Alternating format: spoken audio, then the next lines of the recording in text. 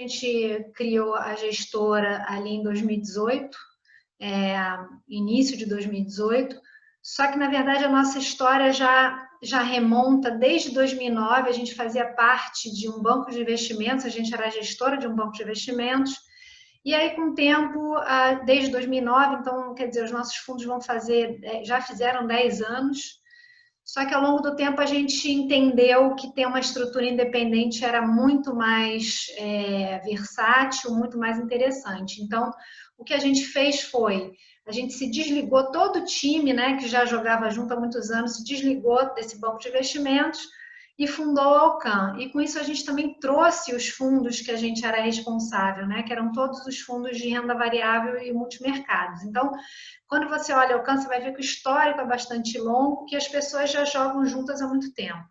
A gente fez isso para ter mais independência, então a gente só oferece os fundos que a gente tem alguma vantagem comparativa.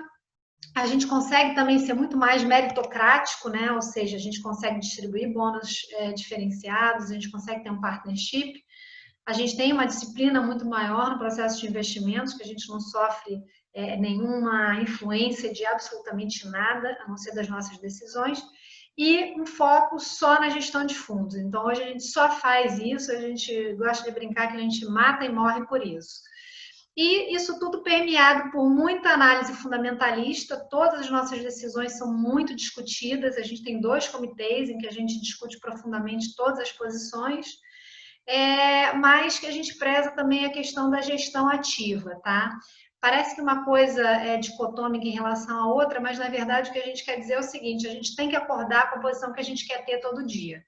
Se a gente tiver grande demais ou a gente tiver menos mobilidade, a gente não vai ter a posição que a gente quer e a gente vai perder essa questão aí da agilidade. Então, a gente tem uma preocupação hoje muito grande em estar com o tamanho adequado nos mercados que a gente opera. Por isso que vocês vão ver que, eventualmente, o nosso fundo, né, mais conhecido, que é o Alcan Retorno Absoluto, que inclusive ele foi reaberto no dia 14, ele vai ficar reaberto até o dia 14 de agosto, ele vai ter janelas de abertura. Por quê? Porque a gente não quer crescer rápido demais, a gente não quer perder a consistência e a gente também não quer ser uma gestora que fique com 20, 30, 40 bilhões e perca essa capacidade de fazer gestão ativa. Hoje, só para se ter uma ideia, a gente está com 10 bi 800 sob gestão, a gente começou a Alcan com 2 bi, então a gente tem crescido aos poucos, e é por isso que a gente vai fazendo essas reaberturas pontuais, só para vocês entenderem, tá? Aqui um pouco da equipe, a gente fez uma adição agora bastante importante, a gente trouxe o André Sena, que é um economista na parte internacional, as demais pessoas já estão juntas há bastante tempo, então isso também acho bem importante. E falando um pouco dos conceitos, né, da Alcan, antes de entrar nos fundos propriamente ditos, o que a gente tem de mais importante aqui para passar para vocês é o seguinte, a gente tem uma única filosofia de investimentos, tá? Então, dentro de um guarda-chuva, né, a gente tem alguns fundos, mas todos eles espelham uma única filosofia.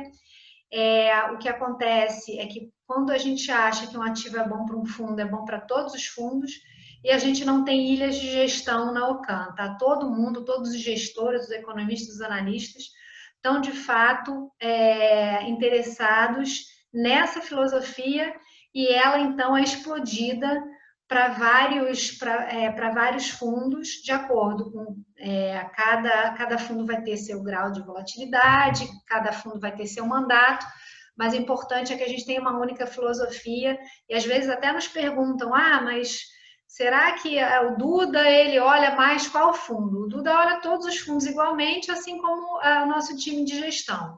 Tá? Então, é uma única filosofia, como se a gente trabalhasse com um único produto desdobrado em vários perfis de risco e alguns mandatos diferentes entre si, que eu vou explicar mais adiante. Outra coisa que eu acho que é bastante importante passar para vocês é que os nossos multimercados, né, não só o Retorno Absoluto, como o Equity Hedge, até mesmo o institucional, que são os 3 fundos que a gente tem multimercado de estratégia, eles têm uma baixa correlação com a indústria de fundos multimercados no Brasil, que acabam sendo mais macro. A gente dentro do orçamento de risco de cada fundo, nós temos 1/3, né, desse orçamento são ligados a ativos macro, ou seja, moedas e juros, né, juros soberanos de vários países, e 2/3 são correlacionados à renda variável, né? Mas esse 2/3, o que a gente busca nessa parte de renda variável? A gente busca gerar alfa. Inclusive, hoje, o Duda vai falar muito sobre isso nessa mesma sala às 16 horas, tá? Como é que faz para gerar alfa independente do mercado? Então, é isso que a gente faz nessa parte de renda variável. Quando eu falo buscar alfa, o que eu estou querendo dizer com isso? É você ter retornos acima do benchmark do fundo, ou seja, acima do CDI, né, na maior parte das vezes, independente se o cenário é de bolsa caindo, de bolsa subindo. Então, isso é muito importante. Isso faz com que a gente tenha uma baixa correlação com a indústria de fundos no Brasil, que acaba sendo muito macro. Tá? E aí eu vou até fazer um parênteses para vocês. Em março, o que aconteceu? Os nossos principais clientes, né, vieram falar com a gente, né, depois daquela mudança de volatilidade e aquela crise enorme, né, que se abateu no mundo inteiro. A gente acabou performando bem relativamente, porque o retorno absoluto, por exemplo, deu 4 bips, né, positivo naquele mês.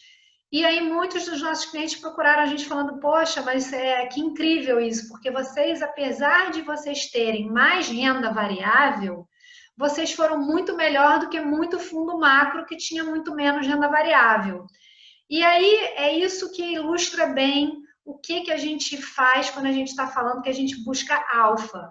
Então, mesmo com a bolsa despencando, a gente conseguiu aumentar as proteções, a gente conseguiu ter uma agilidade e a gente conseguiu mudar alguns setores da nossa carteira e que isso fez com que a gente conseguisse fechar o mês no positivo, apesar de ter muito mais renda variável do que muito fundo por aí, né? Que vocês devem conhecer. O outro ponto, que também é um pouco ligado a isso que eu falei, é a questão da limitação de tamanho. Então, a gente hoje está com 10.800, a gente tem uma regra de liquidez em que a gente tem que sair de qualquer posição em até 15 dias úteis, fazendo 25% daquele mercado específico. E por isso que a gente tem uma cautela grande em fechar alguns fundos, tá? Hoje a gente está bem distante de atingir essa regra, a gente está com a nossa posição que a gente demora mais tempo, demora 6 dias úteis, mas ainda assim a gente decidiu fechar o long and short, por exemplo, e fazer reaberturas pontuais, justamente por aquilo que eu falei para vocês no início. A gente tem que ter uma capacidade de crescer aos poucos, a gente não quer crescer rápido, a gente não quer ficar grande demais, a gente quer ser o melhor em alguns aspectos e não o maior. Então, isso faz com que a gente tenha esse cuidado todo de estar reabrindo e fechando o retorno absoluto, tá? Só para vocês entenderem por que a gente faz isso, algumas pessoas perguntam. Então, a gente quer manter a consistência de retorno, a gente quer esperar o mercado, ver se realmente o mercado está propenso para novas oportunidades. Então, a gente vai lá e reabre e fecha novamente, tá? Os outros pontos não são tão importantes, mas eu vou passar aqui para a parte dos fundos, só para vocês entenderem um pouco mais como é que está a nossa grade de produtos atualmente. Então, hoje a gente tem essa família aqui de fundos multi-estratégia, multimercado, tá? A gente tem 3 fundos atualmente, todos eles fazendo parte dessa mesma estratégia e sendo tocado pelo mesmo time, tá? Então, a gente começa ali com o Institucional 2, que é um fundo com uma volatilidade mais baixa. Ele é um fundo adequado para quem está saindo da renda fixa e ainda não está acostumado com volatilidade, né? O pior de tudo é quando alguém vai para um fundo de mais alta vol, porque olhou o retorno passado, e o fundo de 8% de vol, que é o caso do retorno absoluto, por exemplo, ele é um fundo que mexe mais, e aí a pessoa vai lá e saca no pior momento, e não consegue se aproveitar, então, de uma tendência boa que o fundo acaba apresentando. Então, por isso que a gente tem esses 3 fundos, que são 3 gradações de risco, para que o cliente entenda o perfil dele e entre num produto adequado àquele perfil. Então, voltando aqui para o Institucional 2, a gente tem, então, um produto com uma vol de 2, busca CDI mais 2, ele é D1, então é um fundo bastante líquido, tá? E ele tem uma taxa de administração de 1% com 20% de performance. Aí você dobrando a volatilidade do Equity Hedge, você vai, desculpa, do Institucional 2, você vai para o Equity Hedge, que é um fundo de vol 4, busca CDI mais 4, ele é D15, ele é 2 com 20 de taxa. E aí você dobrando a vol do Equity Hedge, você vai para o retorno absoluto, que é um fundo de vol 8, busca CDI mais 8, esse é o fundo que eu mencionei ali, que a gente faz de aberturas pontuais, ele hoje está aberto, vai ficar aberto até meados de agosto. Então, para quem tiver interesse ou tiver alguma dúvida, por favor, não deixe de perguntar para não deixar de aproveitar a janela, porque depois ele vai ficar fechado por um bom tempo. Então, essa provocação que eu faço. Todos eles têm, então, aquela equação que eu falei, 1/3 ativos macro, 2/3 renda variável, aquela busca por alfa. Além disso, dentro dessa família de multimercados, a gente tem 2 produtos de previdência, tá? Um deles, os 2 estão na XP, um deles que tem uma vol mais baixa, um produto mais antigo, ele apresenta 3% de objetivo de volatilidade, e um outro que é mais moderno, mais novo, né? Ele não tem um histórico tão grande, ele consegue ter uma volatilidade um pouco maior, porque ele está adequado à nova legislação que a SUSEP soltou, então ele tem uma vol de 4. Lembrando que produto de previdência sempre é muito atrativo, porque não tem come cotas, e além disso tem uma tributação mais favorável, né? Ao final de 10 anos você só paga 10% de imposto.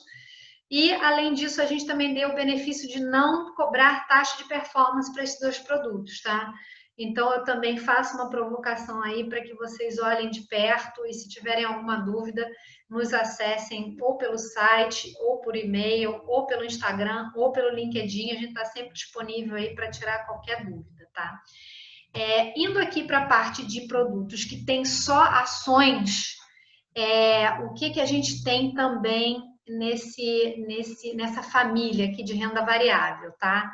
Só para vocês entenderem. A gente tem o Ocan Long and Short, ele atualmente está fechado, a gente até analisa o potencial de reabri-lo, mas esse é um fundo que não vai reabrir por muito tempo, provavelmente. Ele é um produto que só tem ações, ele é um multimercado, mas ele tem tributação de FIA. E olha que interessante, ele é um multimercado, então ele não tem come cota, tá? E ele vai pegar, ele nada mais é do que o retorno absoluto, sem a parte macro, e com mais essa carteira de renda variável que busca alfa, tá? Que eu comentei com vocês. Aí depois você vai para o long bias, ele é um produto de vol 8 aproximadamente. Depois a gente vai para o long bias, que é o long and short com metade das proteções, então ele é um produto, até pelo que o nome fala, né? Ele é um produto mais direcional, né? Ele também está disponível na plataforma da XP. E aí eu vou até mostrar aqui o gráfico dele. Olha que interessante, para clientes que não gostam da vol da bolsa, né? Que a bolsa eventualmente ela chacoalha demais, então tem gente que não gosta. Esse produto, ele tem desde o início um retorno acima do Ibovespa, sendo que, se vocês olharem, olha como é que ele tem metade da vol. Você vê aqui nas grandes quedas, olha como é que ele segura mais. E essa queda aqui foi impressionante, como que ele segurou, ele já está quase todo recuperado. Então, é um produto que entrega o mesmo retorno da bolsa, só que com metade da volatilidade da bolsa. Então, o Sharpe dele é muito interessante. Então, para quem gosta de ter bolsa, mas não gosta de ter os sustos da bolsa, esse é um produto incrível, tá? E aí ele tem um histórico já grande, desde 2014, quer dizer, já enfrentou ali períodos bastante difíceis, e agora também, se vocês observarem, olha como é que ele conseguiu segurar bem. Ele é um dos produtos long bias que está mais bem colocado, mais bem classificado esse ano, tá? Só queria fazer esse parênteses aqui para vocês verem um pouquinho do long bias que está aberto aí na XP. E o outro produto que a gente tem também está disponível na plataforma é o Ocan FICFIA. Aí ele é um produto de bolsa, ele não tem proteção, ele atualmente está 100% investido. É o nosso, que a gente gosta de falar, é o long only, né? Ele só é um FIA, é um FIA institucional, então também ele é um FIA que dá uma liquidez boa, porque ele é D17.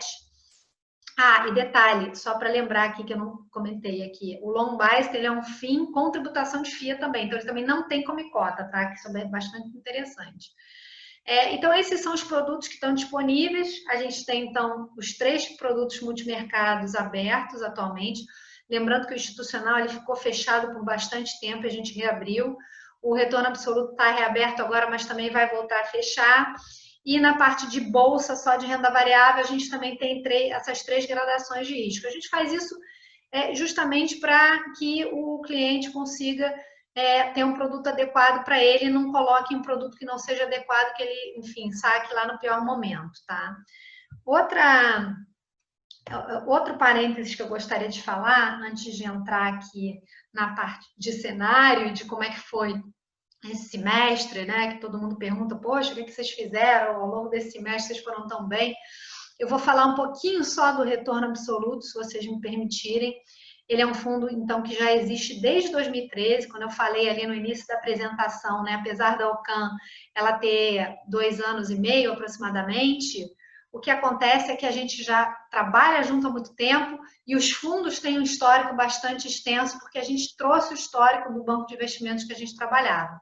Então, quando vocês olham histórico, essa performance histórica, ela é toda do fundo que a gente sempre operou, só que o que aconteceu foi que ele mudou simplesmente de nome, porque a gestão é a mesma, o histórico também. A gente gosta de mostrar esse gráfico aqui, que também desde o início do retorno absoluto, a gente pegou os principais nomes da indústria de multimercados que tem uma volatilidade próxima ao retorno absoluto. A gente aí pegou o Verde, pegou o Capital, o Capa, o Ventor, o Galileu, o Nimitz, o Maraú, o Paineiras e o Gávea, tá? Então, ao longo desse período, olha como é que o produto ele tem uma consistência bastante grande, ele está sempre entre os melhores, sendo que nessa janela aqui, ele está o melhor fundo atualmente, tá? Outra janela que a gente quis pegar foi no início de 18, tá? Janeiro de 2018, onde de fato a gente fez aquele spin-off, a gente saiu de baixo ali do banco de investimentos, a gente fez um reforço na parte macro muito relevante e a gente também adicionou alguns nomes que não existiam lá em 2013. Então a gente colocou, por exemplo, o Ibiúna, colocamos a Vintage, colocamos a Absolute, tá? Além daqueles outros que a gente já tinha. E, de novo, olha como é que o produto também, o retorno absoluto é consistente. E aí, para reforçar aquele ponto que eu falei para vocês de baixa correlação, tem algumas janelas de mercado aqui que você vê que esses produtos eles são correlacionados, eles caem parecido, porque eles são mais macro, e a gente consegue manter uma consistência de retorno, tá? Isso aconteceu em 3 momentos ao longo desses 2 anos, olha que a janela é pequena, mas aí, olha, aqui também, olha, os produtos, os fundos aqui sofrendo muito, a gente indo bem, e aqui em março, né, nessa última crise, impressionante como esses fundos macro, eles tiveram uma vol enorme, e a gente conseguiu segurar bem, a gente já recuperou. Então, nessa janela mais curta, a gente também consegue apresentar uma consistência de retorno bastante grande, tá? Só para fechar o ponto de baixa correlação, porque é muito importante esse conceito, né? Quando você tem produtos muito parecidos dentro da sua cesta de investimentos, quando você tem um problema, eles caem junto. Isso é muito ruim, né? Você piora muito o perfil de risco do seu portfólio.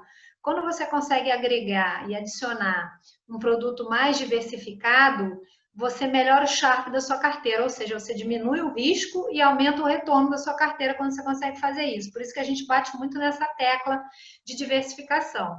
E aí, a gente pegou uma matriz de correlação, isso é um pouco matemático, tá? Mas eu acho que é importante o conceito, que é o seguinte, a gente fez uma matriz de correlação das cotas daqueles fundos que já existiam desde o início lá do retorno absoluto. E aí, se vocês observarem, nenhum deles tem uma correlação maior do que 42, na média dá uns 30, e se a gente pegar os 2 maiores fundos macro brasileiros, né, que é o Verde e a SPX, olha como é que a correlação com o retorno absoluto é baixinha, 20 e poucos %. Então, assim, eu gosto muito do Nimitz, gosto muito da Verde, então, assim, mas é bom quando você agrega produtos diferentes e com baixa correlação, tá?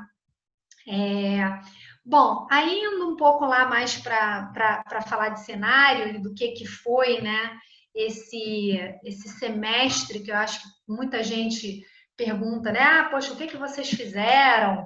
Vocês anteviram a pandemia? Como é que foi? E aí a gente fala, olha, não teve nenhum mistério na nossa gestão. A gente é muito ligado à gestão de risco, né? Então, se a gente pegar o semestre e a gente dividir ele em 3 bimestres, né? A gente teve aquele primeiro bimestre onde a bolsa foi muito bem, né? Aí, final de fevereiro, a coisa começou a ficar um pouco mais complicada. Março, abril, uma crise sem precedentes, né? Que a gente também conseguiu ir super bem. E, por fim, esse último bimestre, onde você teve uma recuperação muito relevante dos mercados, a gente também conseguiu pegar isso. Então, muita gente comenta, além daquele comentário que eu falei para vocês no início dessa apresentação, de que muita gente ficou surpreso como que a gente foi bem em março, já que a gente tinha tanta renda variável, né, em relação aos fundos macros que não tem tanta renda variável assim, tem muito menos do que a gente. E outra coisa que foi comentada também nos nossos clientes mais próximos é que eles falaram o seguinte, que os fundos que foram bem em março, normalmente eram fundos que estavam muito pessimistas e foram muito mal ao longo dos 2 últimos anos. E vocês, por incrível que pareça, vocês conseguiram entender os capítulos. Então, ao longo de 2018, vocês foram bem. Ao longo de 2019, vocês foram bem. Aí, no primeiro bimestre, vocês foram muito bem. E aí, quando o cenário inverteu, vocês conseguiram também entender e se posicionar de acordo e proteger. Então, o que a gente gosta de falar é o seguinte, nada mais é do que gestão de risco, bom senso, humildade e se ater ao simples e ao essencial, como o nosso próprio nome diz. Então, voltando aqui no semestre, né, o que a gente viu ao longo desse período, né? Primeiro, a gente começou o ano um pouco mais animado com bolsa, com renda variável. A gente vinha carregando posições macro ao longo de 2019, imaginando que os juros iam ficar mais baixos. Só que a gente tinha um pouco de medo de recessão, esse risco de recessão foi afastado, né? Isso eu estou falando de 2019, tá, gente?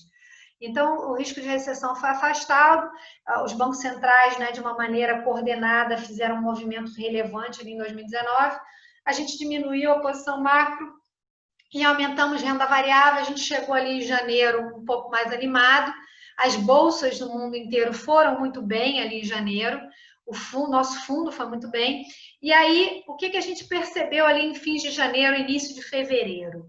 Que, de fato, as bolsas tinham andado demais. Aqui no Brasil, a gente estava começando a ficar um pouco desconfortável com o nível de preço das coisas. A gente começou a ver, por exemplo, que ações de renda de segunda linha estavam começando a negociar a múltiplos de primeira linha. Então, isso para a gente já começou a não fazer muito sentido. O nosso economista mesmo, naquela época, muito antes, né, de pandemia, etc., começou a revisar crescimento para baixo no Brasil. E tinha uma parte política que a gente não estava muito empolgado, porque a gente não estava vendo muita empolgação ali nas reformas, tá? A gente tinha feito a reforma da Previdência e a coisa ali começou a ficar um pouco tumultuada. E tinha uma epidemia na China que estava circunscrita à China, mas já nos afetava. Então, a gente começou ali no início de fevereiro a reduzir risco de bolsa, porque a gente começou a não ficar muito confortável com todo esse mosaico aí de coisas. E aí, a gente entrou no carnaval bem mais leve. Aí perguntam, mas vocês anteviram a pandemia, né? Como eu comentei aqui com vocês. Não, a gente não vislumbrou a pandemia. A gente estava seguindo de perto a dinâmica da China. E eu até brinco, se a gente tivesse vislumbrado a pandemia, era para o fundo ter dado 50% em março, né? Tem gente que falou que anteviu a pandemia, eu imaginei que fossem subir muito mais e não subiram. Mas, enfim, o que a gente teve foi muito bom senso e gestão de risco. Por quê? Chegou ali no carnaval, o que aconteceu? A gente já estava mais leve, porque a dinâmica já não estava muito legal, mas aí na segunda-feira de carnaval, o que acontece é que o padrão de volatilidade dos mercados mudou completamente. E, como eu havia mostrado para vocês aqui, né, a gente mostra esse slide há muito tempo, já não é de agora, que a gente tem um objetivo de volatilidade para cada fundo. Quando você tem um aumento de volatilidade, o que você faz quando você, além de ser gestor de recursos, é gestor de risco também? Você diminui posição.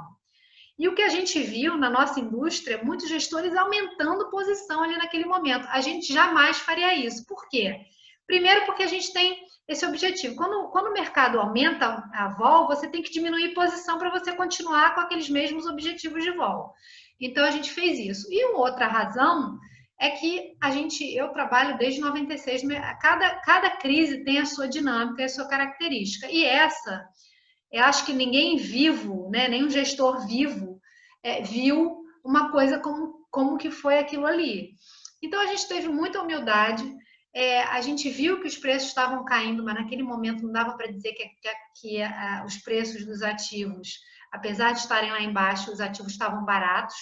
Então, a gente teve muita humildade, aí a gente mudou a nossa chave ali de dar retornos muito superiores ao CDI, que a gente estava, por exemplo, em janeiro, para, olha, a gente vai entrar no modus de preservação de capital, a gente vai diminuir posição, vamos nos entrincheirar, a nossa função de cuidar do dinheiro das pessoas é uma função muito séria, não é para ser fazer qualquer coisa, tomar mais risco naquele momento.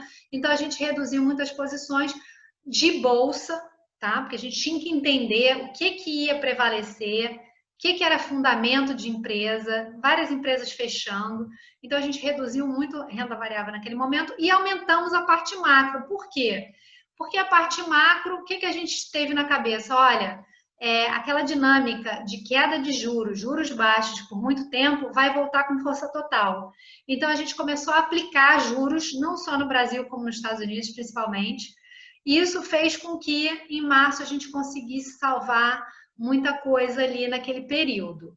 E a gente foi fazendo assim, abril e maio, né? A vol ainda estava muito presente, né, nesse período.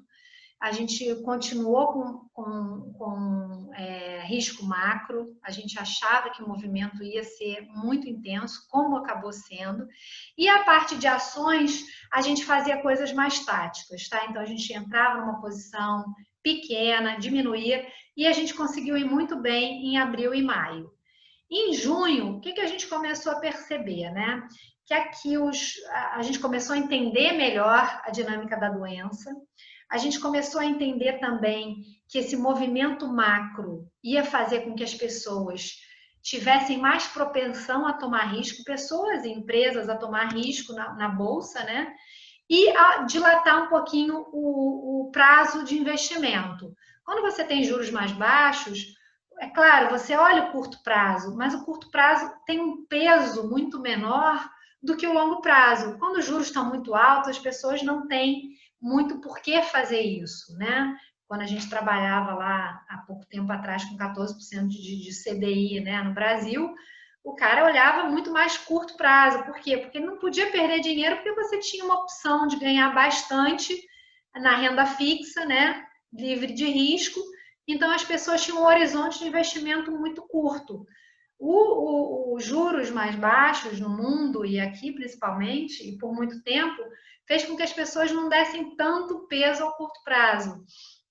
Então, a gente começou a entender que, primeiro, esses juros baixos dariam uma sustentabilidade para o mercado de ações aqui e lá fora, que isso faria com que a taxa de desconto, né, usado por várias empresas para descontar o fluxo de caixa, pudesse também ser muito menor. Então, as empresas começavam a ganhar upside, e a gente também começou a entender também, separar o joio do trigo depois daquela grande confusão que foi março e abril, porque você consegue entender, olha, essa empresa ela vai conseguir uma dinâmica muito favorável dentro desse contexto de pandemia. Aquela empresa, não, aquela empresa vai ficar muito mal. Por quê? Porque você teve mudanças de hábito de consumo, as pessoas vão parar de sair de casa.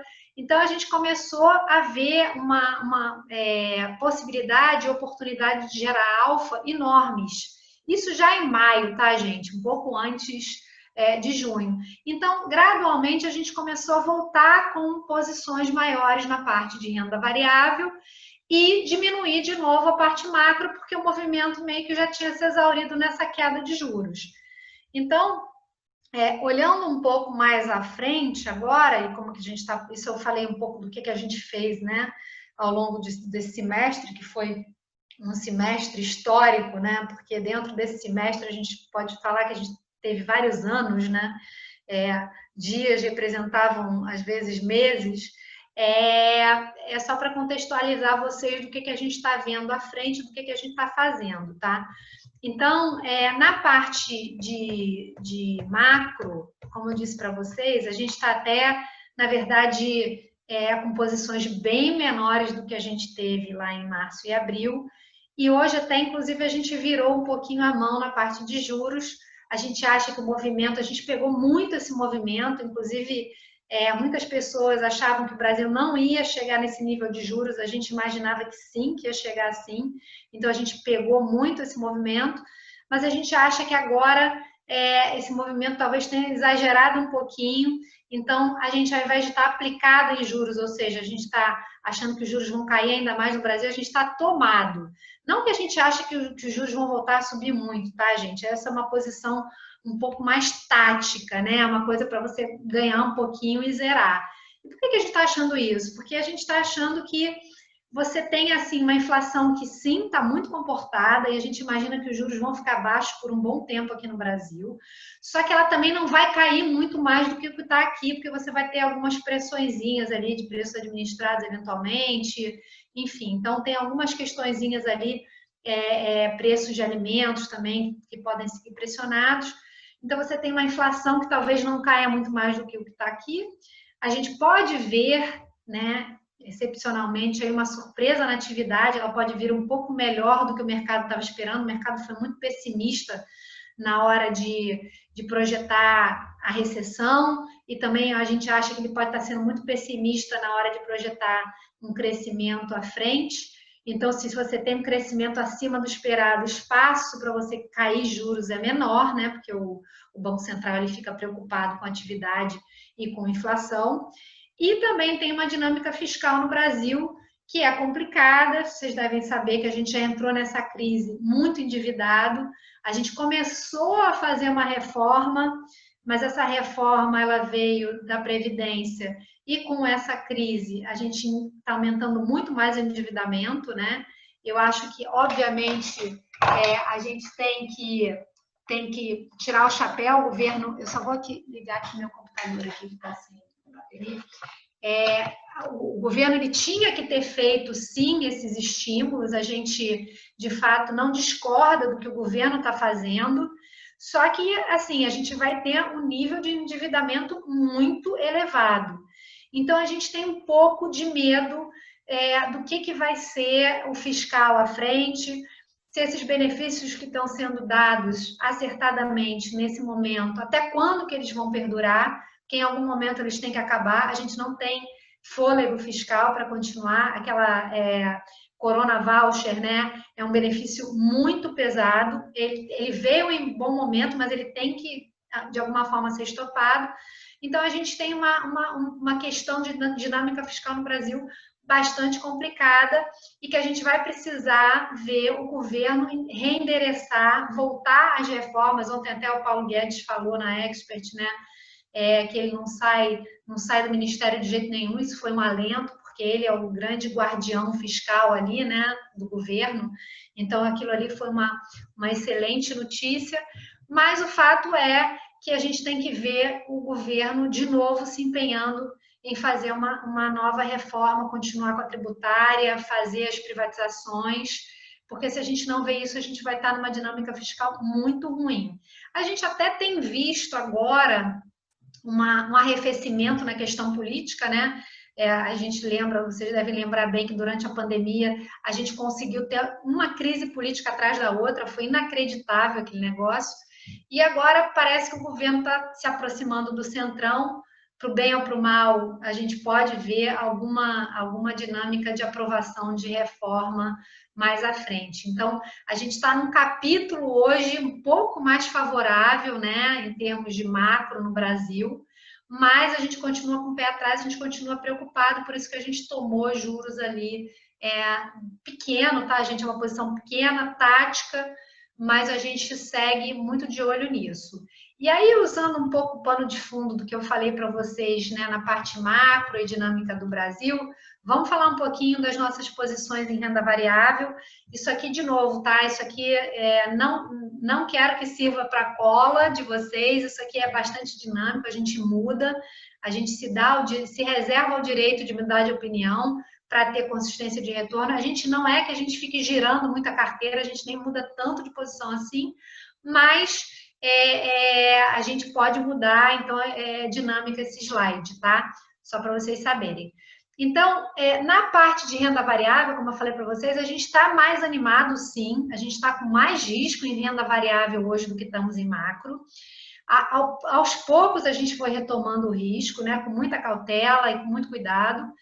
E aí, o que a gente fez? Hoje a gente está com uma posição mais pesadinha em renda variável em dois lugares, né? Tanto no Brasil quanto nos Estados Unidos. Nos Estados Unidos, a gente tem essa carteira externa que é bem preponderante. Se vocês observarem, ela está muito ligada à tecnologia. Tá?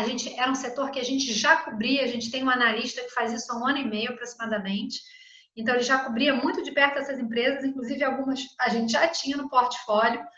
Só que quando veio a pandemia, foi muito natural para a gente até aumentar um pouco essas posições. Por quê? Porque algumas dessas empresas, elas tiveram um crescimento ainda mais exponencial por conta da própria pandemia. Então, a gente olha o valuation delas, a gente ainda acha muito atrativo. E nos Estados Unidos, além de buscar as empresas alfa, né, que são as empresas alfa globais em tecnologia, a gente também está um pouco mais direcional. O que eu quero dizer com isso? A gente, nos Estados Unidos, tem menos proteção. Então, nos Estados Unidos, a gente está olhando as empresas alfa e a gente está procurando um pouco de beta de mercado, porque a gente acha que a Bolsa Americana vai bem dentro desse contexto. É lógico que a gente olha muito a questão de eleição americana, que sempre nos preocupa. Ainda estamos um pouco distantes dessa época, mas já está saindo um pouco de pesquisa aí que não tem sido muito favorável, né? O candidato democrata está à frente do republicano, do Trump, e normalmente a Bolsa Americana, historicamente, ela sofre quando o democrata está na frente. E se a gente perceber que a vol no mercado americano está subindo, vocês vão ver de novo o que a gente fez na crise, vamos reduzir posição. Ou então, se alguma empresa dessas estiver com uma dinâmica desfavorável, alguma coisa que a gente não fique satisfeito, ou com resultado, ou com alguma coisa, a gente também vai reduzir. Aí perguntam para a gente, mas vocês fazem proteção na Bolsa Americana? Proteção hoje, via opção, tem sido um pouco caro, tá? Porque a vol implícita é alta, né? Por conta de tudo que a gente passou. Então, qual é a nossa maior proteção nos Estados Unidos? É liquidez. Essas posições que a gente tem, a gente demora alguns minutos para sair, tá? Então, a gente acha que a melhor proteção hoje é ter liquidez e a gente vai fazer uso dela se for necessário, porque a gente vai vender e vai vender rápido. Olhando o Brasil já é um pouco diferente. Brasil, que a gente busca aqui, é mais alfa do que beta, ou seja, é mais extrair valor relativo. E aí, quando perguntam para a gente, vocês estão animados com o Brasil? Sim, a gente está muito animado com o Brasil em gerar alfa, ou seja, em escolher as empresas que apresentem uma dinâmica de crescimento, que tenham uma boa governança, que tenham um retorno bom e que tenham upside, contra empresas que não têm essa dinâmica. Então, para gerar alfa no Brasil, a gente tem muita oportunidade, tem muito tema, tem muita empresa espetacular. Então, nesse sentido, é que a gente está otimista com o Brasil. Alguns gestores falam, mas o Brasil é muito problemático, eu sou pessimista, eu não quero nem ver. A gente vê os mesmos problemas que eles veem, tá? Dinâmica fiscal complicada, política complicada, produtividade complicada, problema de crescimento complicado, mas nem por isso a gente acha que não tem oportunidade na Bolsa. Então, também perguntam para a gente, mas o que vocês acham do Ibovespa? O Ibovespa vai subir muito daqui até o final do ano? A gente gosta de responder o seguinte, a gente até acha que o Ibovespa vai subir sim um pouco, mas muito mais importante que isso é que dentro do Ibovespa tem empresas boas e empresas não tão boas. A grande X da questão, né, é o grande cereja do bolo, é você escolher bons gestores que vão lá e vão esmiuçar o micro, vão fazer uma cirurgia nas empresas, ver quem é quem, para poder escolher um bom book de empresas compradas contra empresas vendidas. É nesse aspecto que a gente está muito otimista, tá? E dentro do índice tem coisa que a gente não gosta. Então, por isso que muito mais do que a bolsa vai subir ou vai cair, o que tem que perguntar é que oportunidade que você está vendo, você acha que você vai conseguir gerar valor em bolsa? E aí a gente responde, sim, a gente está vendo muita oportunidade e sim, a gente acha que vai ser capaz de continuar gerando valor em bolsa, mesmo se a bolsa cair. Só para fazer um parênteses, em 2014, 2015, a gente teve uma performance espetacular, os nossos fundos foram premiados, porque a gente soube aumentar a proteção, a gente soube migrar para empresas que se beneficiavam naquela própria crise, né? O Brasil passou por uma crise muito séria em 14 e 15, e sempre dá para a gente ter temas interessantes, ainda que o cenário seja muito desafiador, tá? Esse conceito eu queria passar muito para vocês. É muito importante isso. Tanto é que em março a gente não caiu e teve fundo macro que tinha muito menos bolsa, eles caíram muito mais que a gente. Então, voltando aqui para a nossa carteirinha, a parte de Brasil, então, a gente está muito mais protegido do que nos Estados Unidos. E aí, o que a gente gosta, né? A gente não tem esse tema central que é tecnologia, a gente já estuda isso há muito tempo, mas o fato é que com a pandemia, essas tecnologias o uso delas, né, foi muito acelerado, muito exponencial, mais do que já estava sendo. Então, a gente hoje tem uma concentração grande em tecnologia no Brasil também, a gente tem isso exprimido através desses nomes, né? Magazine Luiza, que, enfim, a gente já tem há muito tempo. A BTG Pactual, que a gente é um banco, mas é um banco que tem serviços, né? Muito mais do que crédito. E aí, eu vou até fazer um parênteses aqui para vocês entenderem como é que a gente raciocina, tá? Vocês estão vendo aqui na parte financeira, que a gente colocou até também tecnologia, porque essas empresas, no fundo, elas têm que ser encaradas como empresas de tecnologia. Se você não faz isso, você está errando, você não consegue avaliar elas bem. Você tem a BTG, a XP e a B3. A B3 também é uma empresa de tecnologia.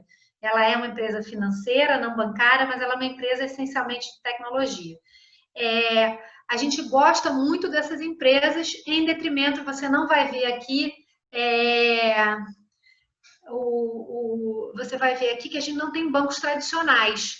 E olha que curioso, né? A gente tem um banco que é de serviços e B3 e XP.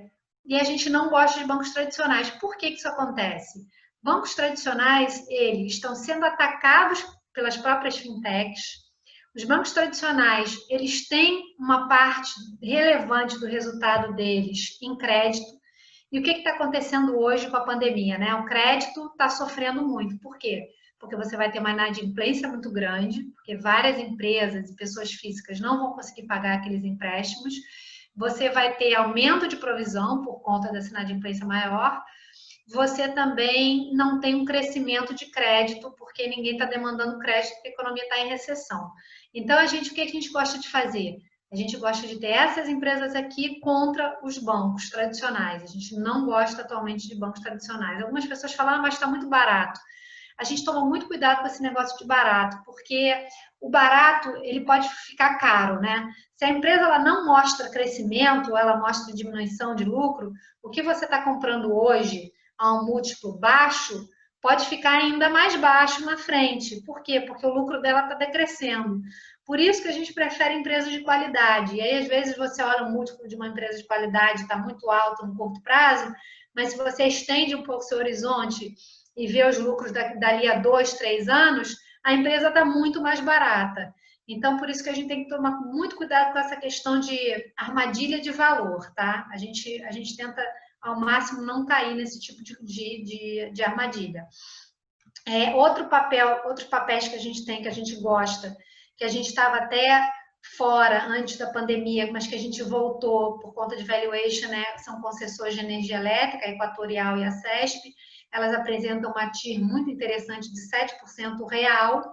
E aí, isso em comparação com a taxa de juros no Brasil, né, super baixas, elas passaram a ser muito atrativas e elas, apesar de, obviamente, sofrerem com a crise, elas são muito mais resilientes, né? Porque uma das últimas coisas que as pessoas, as empresas fazem é diminuir o consumo de energia, apesar de elas terem sofrido um pouco, tá?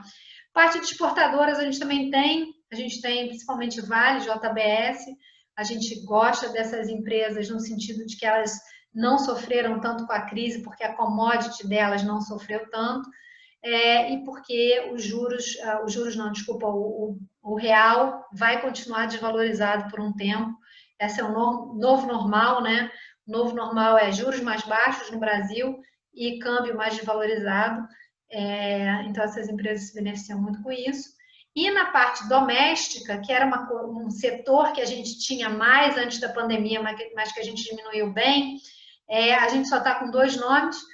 Lojas Americanas, a gente gosta, mas muito em relação à participação que ela tem em B2W, né? A B2W subiu muito e ela não subiu tanto quanto deveria, então, por uma questão de desconto, a gente tem ela no nosso portfólio.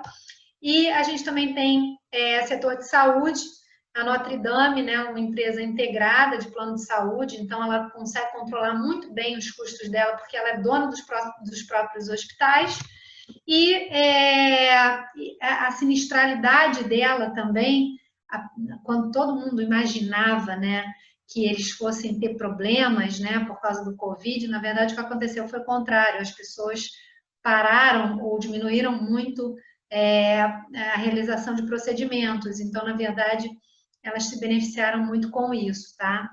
Então, basicamente, gente, essa que é a nossa, falando aqui, né, resumidamente, a gente começou ali falando da Ocan, de quem que a gente mostramos os nomes, quais são as nossas filosofias, as nossas vantagens comparativas. Depois a gente falou um pouco dos fundos que estão disponíveis, nos concentramos ali no retorno absoluto, que é um fundo que acaba o pessoal perguntando mais, até porque ele tem essa janela específica aí de abertura. Falamos um pouco dele, falamos também o que foi esse semestre, que eu acho que exprime bem como é que é o nosso estilo de gestão. A gente tenta ir bem, independente do cenário, a gente não é aquele gestor que é carimbado, não, esse cara só vai bem quando o cenário está otimista ou quando está pessimista. A gente tenta entender o contexto, tenta entender o capítulo e tenta agir de acordo com o que a gente está entendendo, tá? E, por fim, a gente falou de como é que a gente está pensando o cenário à frente.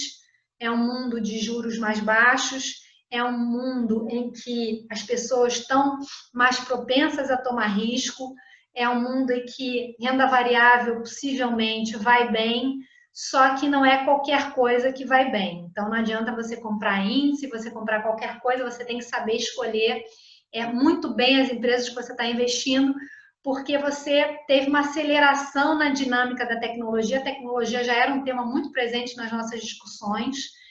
Inclusive, a gente lê de 2 em 2 meses um livro, e atualmente a gente está lendo um livro só sobre tecnologia, que é a AI Superpowers. A gente vai até discutir ele semana que vem. Então, é um tema muito presente no Ocan. E você tem que saber escolher muito bem as empresas, porque você vai ter sempre as empresas que são as grandes líderes de tecnologia, aí você vai ter um layer de empresas que estão correndo atrás para adotar certas tecnologias e virar uma empresa mais tecnológica, e você vai ter empresas que vão morrer por causa da tecnologia. Então, a gente não queiram estar nesse terceiro layer. Provavelmente esse segundo layer é um layer um pouco mais arriscado, porque é um layer em que a empresa pode ou não conseguir ter sucesso na adoção de tecnologia, e onde a gente quer estar empresas onde, de fato, elas sejam empresas tecnológicas, sejam empresas que se adaptem à nova realidade, empresas conscientes, empresas que adotem o ESG, que é uma coisa que a gente também está cada vez se aprofundando mais. Então, nesse sentido que a gente tem estado animado, mas a gente sempre anda com proteção. E outra questão também que a gente também sempre está muito ligado é a gestão de risco. Então, se vocês perceberem, vai ter uma nova crise, pode ter consciência de que a OCAN é muito sensível à consistência de retorno, à gestão de risco. Vocês não vão ver a gente aumentando posições perdedoras, não pegando a faca caindo, né, que em inglês fala falling knife. A gente gosta muito de observar o mercado, de ser muito profundo, de entender as dinâmicas todas, tá? Então, fazendo um wrap-up do que foi essa apresentação, foi isso. Não sei se vocês têm alguma dúvida. E relembrando também que hoje, nesse mesmo webinar, a gente vai contar com a presença do Duda às 16 horas. Acho que vai ser um papo muito legal. A gente vai poder fazer pergunta direto para ele. Ele vai falar justamente isso de geração de alfa, que é o nosso mote. E às 18 horas a gente vai falar com o Pedro Dre, que é o gestor macro da OCAN, e ele vai contar um pouco da nossa história na parte internacional, de como que a gente consegue gerar valor, mesmo estando aqui no Brasil e com toda a humildade, como é que a gente consegue gerar valor lá fora. Então, fica aí o convite para vocês voltarem aqui de tarde. De tarde a gente vai ter uma sexta-feira bastante animada aqui, com quase todo o time da OCAN também para responder a perguntas. Se vocês quiserem fazer perguntas específicas também de algum setor, ou de algum papel, de alguma dinâmica, a gente vai abrir o time todo aí para vocês, tá? Bom, acho que o pessoal não fez nenhuma pergunta. Eu vou encerrar o webinar agora, contando com a presença de vocês logo mais. Obrigada pela presença de todos, foi sempre um grande prazer poder contar com vocês aí. E falar também que a gente está lá no Instagram, a gente é muito ativo lá no Instagram, é OCAN_Brasil, e no LinkedIn também, acompanha a gente por lá. E no nosso site também dá para botar pela mailing list, adicionar o nome de vocês na mailing list, que a gente faz todo mês um call mensal aberto para todo mundo, e a gente também faz cartas de gestão, tá, pessoal? Então, fica aí esses recadinhos. Desejo a todos aí uma ótima sexta-feira e a gente se encontra daqui a pouco. Grande abraço.